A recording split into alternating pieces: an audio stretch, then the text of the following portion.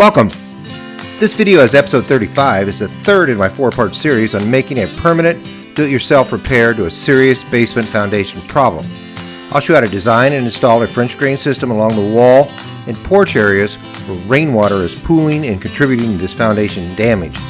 For estimating purposes, these drain hoses and attachments cost approximately $200 at Home Depot, thereby saving you hundreds by not having to hire an expensive landscaping contractor.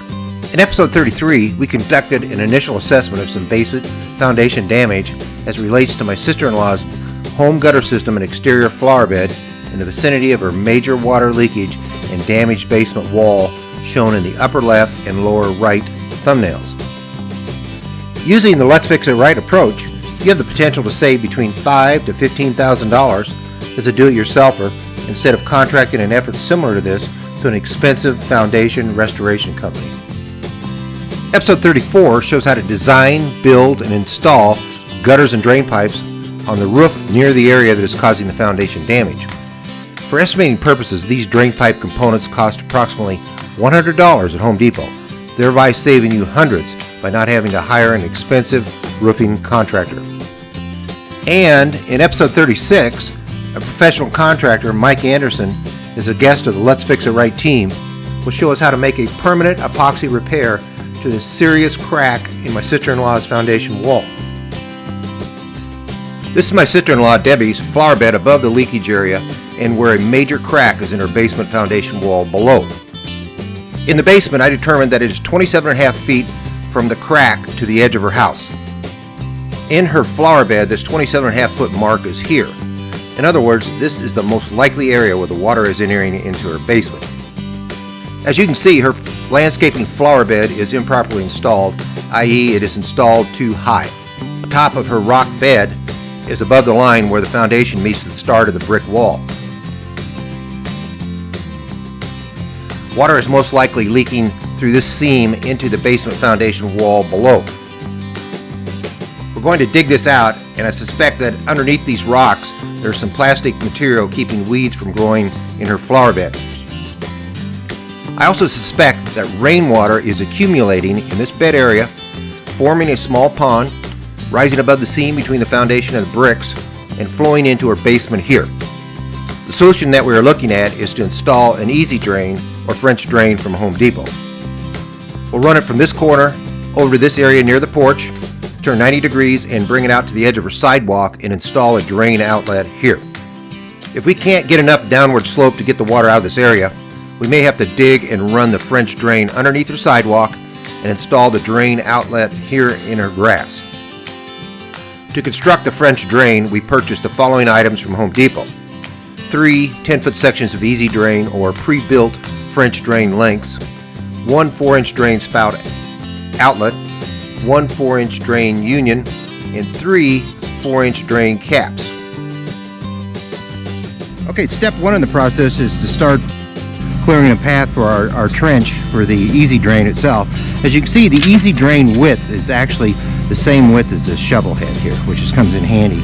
And we're going to put it down. We're going to put this one in fairly close to the top of the surface. So we're only going to have to go down about 6-8 inches into the dirt to put the easy drain in. And that shovel width for the easy drain path is going to run all along here. We're going to come up into this region here, go perpendicular and turn down here for our drain, and we're going to bring the other drain, and this will consume 2 easy drain pipes. The third will come along here and make a perpendicular turn and parallel it down to the drain port. So at this time we're going to start clearing the rock away from the house. Okay, so we're going to start removing the rock back away from the house, and just as I suspected, there's a protective material here. So basically what we're doing is this material is causing this water to pool in here and enter the basement area. So what we're going to do is pull enough rock back to dig our trench.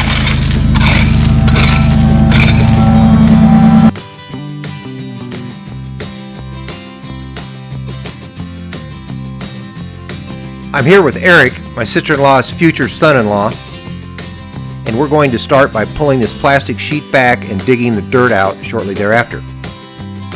Okay, so Eric and I finished a nice section of the trench right here next to the house, as you can see, and we're now ready to lay the first 10-foot section in that trench. We're going to bring it to this point here, which is directly below the eave where we suspect the water coming in, and we're going to turn it 90 degrees and take it right out here to the sidewalk, and then put the other one in, as I mentioned before.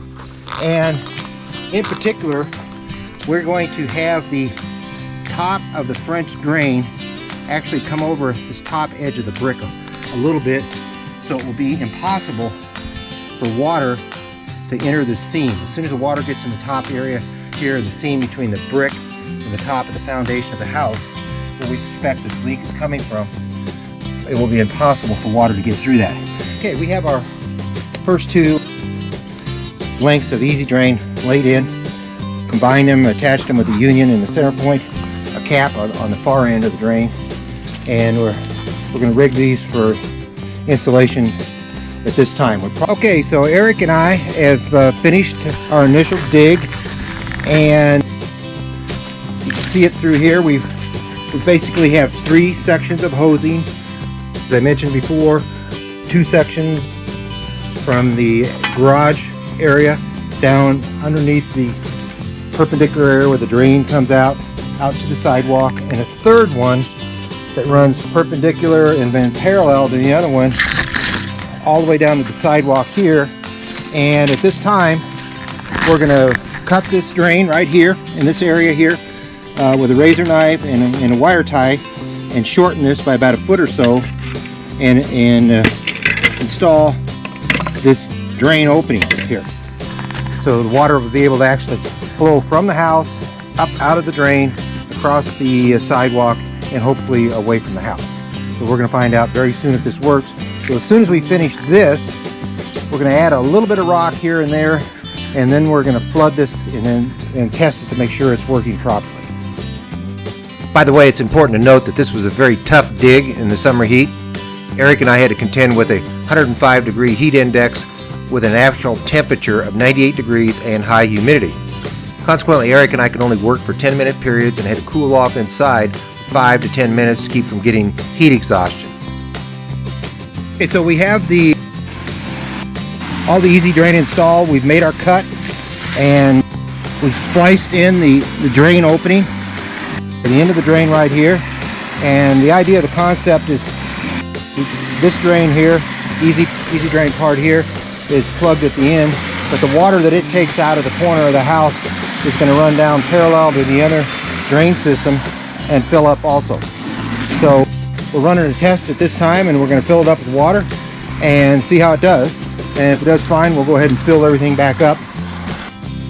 Okay, we've completed our easy drain installation of our 3 lengths of hose, and we've buried them under the surface along the rim of the house, as I showed you before, and we've recovered them with dirt and heavy gravel, as you can see here. And we have the exit drain here.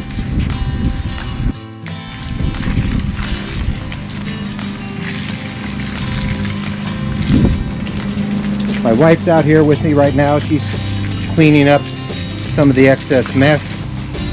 And our easy drain installation out here is very successful. And it does work. It immediately takes water away from the house and deposits it over here next to the sidewalk, and it drains out over the top of the sidewalk as planned. This concludes this episode on how to construct and install an exterior French drain in support of permanently stopping major foundation damage caused by rainwater overflow.